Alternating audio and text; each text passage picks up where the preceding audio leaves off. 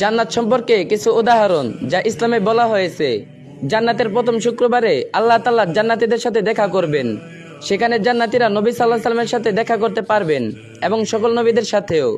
সেখানে সবাই মুহাম্মদ সাল্লাল্লাহু আলাইহি সাল্লামের চরিত্র পাবে, দাউদ আলাইহিস সালামের মতো কণ্ঠ পাবে, আদম আলাইহিস সালামের মতো উচ্চতা পাবে, ইউসুফ আলাইহিস সালামের মতো সৌন্দর্য পাবে। সেখানে এমন একটি শপিং হল রয়েছে যেখানে সবাই তাদের চেহারা পাল্টাতে পারবে এবং নতুন নতুন সৌন্দর্যের চেহারা পাবে।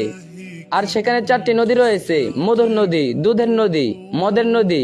এর মদ দুনিয়ার মদের মতো হবে না, এটাই নেই, আছে প্রশান্তি, মিষ্টি পানির নদী।